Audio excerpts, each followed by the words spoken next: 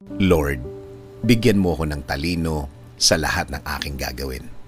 Panginoon, maraming salamat sa araw na ito, sa mga bagong pagkakataon na ibinigay mo sa akin, sa mga bagong opportunity na ilalagay mo sa araw ko, sa mga bagong pangyayari na alam kong positive ang effect sa akin. Alam kong gagawin mo akong matalino. Dahil hindi iisa ang mga pagkakataong kailangan kong magdesisyon, kailangan kong mag-isip, kailangan kong magbigay ng matalinong salita. Dahil maraming mga problema ang nasa harap ko ngayon, Lord. Turuan mo akong huwag maging emotional sa bawat pangyayari sa aking buhay, Lord. Turuan mo ang puso ko para makita ang tamang sitwasyon na nangangailangan ng tamang desisyon. Alam ko pong lagi kang andyan para bantayan ako, para ibigay ang aking mga pangangailangan at mas maiintindihan ko ang gusto mong maging desisyon ko.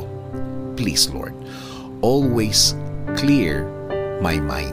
Always provide me with peace. Bigyan mo ako palagi ng madiskarteng pag-iisip.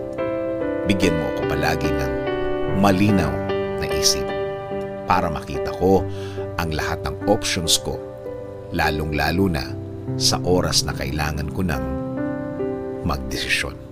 Pananatilihin kong clear ang aking connection sa iyo, Lord, para wag akong maligaw, para wag akong malagay sa alanganin, para wag akong malagay sa mas matindi pang problema.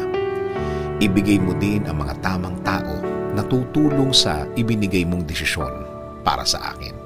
Mga taong malinis ang pakay at may relasyon sa iyo, Lord, para sa mas tamang gagawin sa anumang problema. Sa iyo lang ako kakapit at maniniwala, Panginoon. Alam kong hindi mo ako pababayaan. Di mo ako iiwanan. Alam kong nakabantay ka sa akin palagi. Alam kong kapakanan ko palagi ang iniisip mo at sa ikakaganda ng aking buhay at ng aking pamilya ang gusto mong mangyari. Kaya patuloy mong ilid ang aking buhay, Panginoon. Patuloy mong bigyan ng magandang way sa araw-araw. Patuloy ko pong tatanggapin ang lahat ng plano nyo sa aking buhay. Kasama na din po ng aking dasal na ito na alagaan nyo din po ang aking bayan. I-lead nyo po ito sa tama. Bigyan nyo rin po ng talino ang mga namumuno ng aming bansa para sa isang tama at tahimik na araw-araw, Lord. Salamat. Salamat sa lahat ng inyong ibinigay at mga ibibigay sa amin, Panginoon. Kakapit at patuloy kaming maniniwala sa iyo, Lord. In Jesus' name we pray. Amen. Sabi nga sa James 1:5, if any of you lacks wisdom, you should ask God, who gives generously to all without finding fault, and it will be given to you.